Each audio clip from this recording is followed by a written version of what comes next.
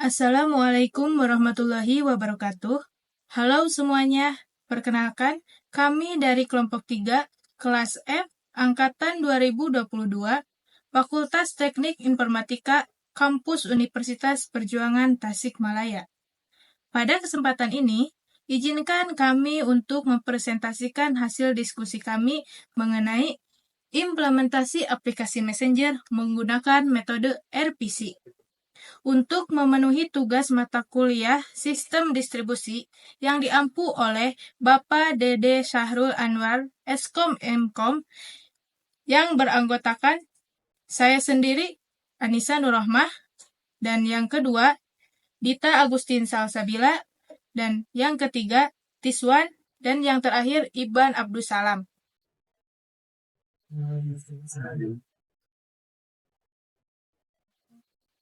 Dalam paparan ini, akan kami bahas mengenai komunikasi dalam sistem terdistribusi, kemudian RPC, kemudian komponen-komponen RPC, kemudian cara kerja RPC, selanjutnya kelebihan RPC, kekurangan RPC, dilanjutkan dengan implementasi mengenai cara kerja aplikasi Messenger dan penjelasan codingan.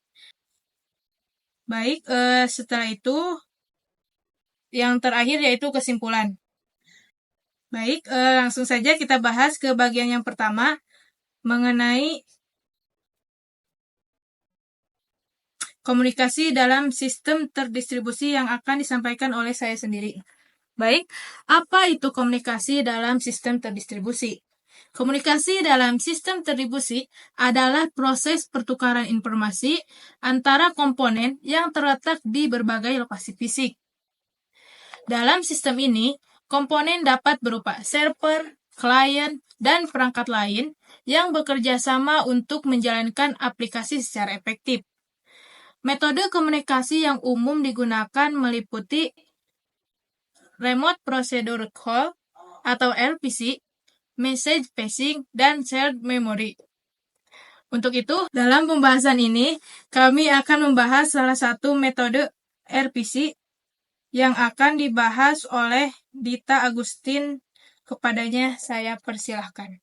Baik, terima kasih kepada Anissa. Selanjutnya, RPC adalah metode komunikasi yang memungkinkan program untuk memanggil prosedur atau fungsi yang berada di komputer atau server lain, seolah-olah fungsi tersebut berada di dalam program lokal. RPC menyembunyikan kompleksitas komunikasi jaringan dan memungkinkan pengembang untuk fokus pada logika aplikasi. Komponen-komponen RPC. Yang pertama ada klien, komponen yang mengirim permintaan ke server. Yang kedua ada server, komponen yang menerima dan memproses permintaan dari klien. Yang ketiga ada jaringan, infrastruktur komunikasi yang menghubungkan klien dan server. Yang keempat, protokol komunikasi, aturan yang mengatur cara data dikirim dan diterima. Yang kelima ada middle, perangkat lunak yang menghubungkan klien dan server, menyediakan layanan komunikasi. Yang keenam, database terdistribusi, sistem penyimpanan data yang tersebar di beberapa lokasi. Yang ketujuh, ada sistem manajemen sumber daya, yaitu mengelola sumber daya sistem untuk efisiensi dan ketersediaan. Yang kedelapan, ada proses, entitas yang menjalankan aplikasi atau layanan baik di sisi klien maupun server. Selanjutnya ada cara kerja RPC. Yang pertama, klien memanggil prosedur yang ada di server seolah-olah itu adalah prosedur lokal. Yang kedua ada data dan argumen, dikemas oleh klien dan dikirim ke server melalui jaringan. Yang ketiga ada server menerima permintaan, yaitu mengeksekusi prosedur dan mengembalikan hasilnya. Yang keempat ada hasil dikemas dan dikirim kembali ke klien. Yang kelima, klien menerima hasil dan melanjutkan proses berdasarkan informasi yang diterima. Selanjutnya akan dilanjutkan oleh Iban. Selanjutnya, kelebihan RPC. Yang pertama, kemudahan penggunaan. Memudahkan pemanggilan prosedur di server seolah-olah itu panggilan lokal. Yang kedua, transparansi. Pengembang tidak perlu mengelola detail komunikasi jaringan. Yang ketiga, interoperabilitas. Memungkinkan komunikasi antar sistem yang berbeda. Yang keempat, efisiensi. Mengurangi jumlah kode yang diperlukan untuk komunikasi. Yang kelima, pengelolaan sumber daya. Memudahkan distribusi dan pengelolaan sumber daya di berbagai lokasi. Kekurangan RPC. Yang pertama yaitu ketergantungan jaringan. Kinerja aplikasi sangat bergantung pada kualitas jaringan. Yang kedua yaitu overhead.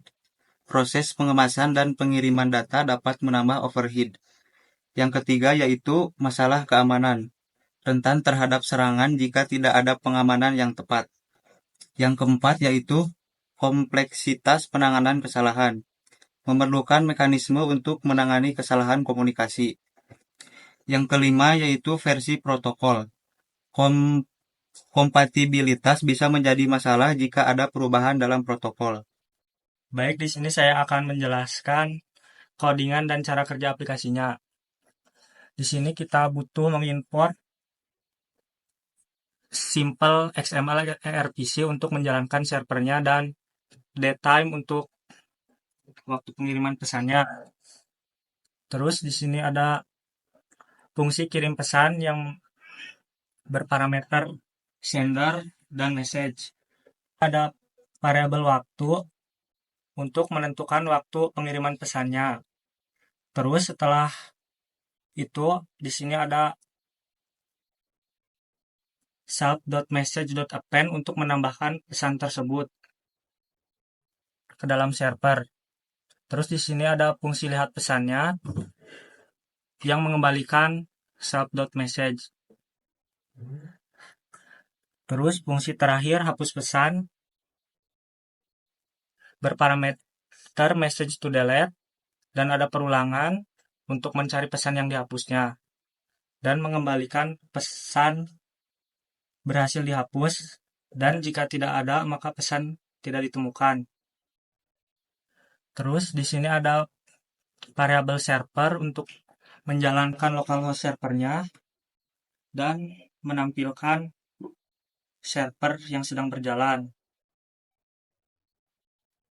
Baik, di sini kita perlu mengimport XML RPC.client. Model ini digunakan untuk membuat koneksi ke server menggunakan protokol XML RPC. Terus di sini ada fungsi run user. Fungsi ini untuk menjalankan fungsi selama pemilih tidak memilih untuk keluar. Di sini ada menu user. Yang pertama ada kirim pesan, yang kedua lihat pesan, dan yang ketiga hapus pesan. Dan yang terakhir keluar. Terus jika pilihannya satu, maka dia akan menerima message untuk menginput pesan dan menampilkan responnya. Terus yang kedua itu untuk lihat pesan. Jika pesan ada, maka dia akan menampilkan pesannya di sini. Namun jika tidak, dia akan menampilkan output tidak ada pesan. Dan yang ketiga, pilihan ketiga untuk menghapus pesan. Jadi di sini kita menghapus pesan berdasarkan indeksnya atau pesannya. Terus di sini ada responnya jika berhasil dihapus. Terus yang terakhir 4 yaitu keluar dan break dalam perulangan.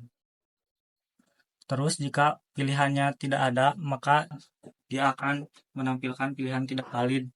Dan yang klien 2 sama seperti klien 1 codingannya. Baik, di sini saya akan menjelaskan cara kerja aplikasinya. Pertama, kita jalankan dulu servernya dengan perintah Python server.py. Oke, servernya sudah berjalan di sini. Kita jalankan juga kliennya.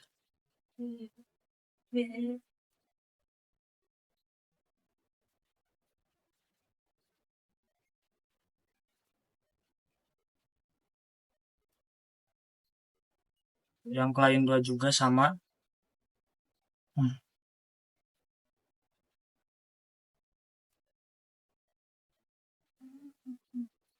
Oke, kita coba kirim pesan dari user 1. Oke, pesannya dari user 1. Oke, status pesannya berhasil dikirim. Kita lihat pesannya di user 2 dan lihat pesan. Di sini sudah ada. Terus opsi yang ketiga, hapus pesan di sini. Kita bisa masukkan pesan.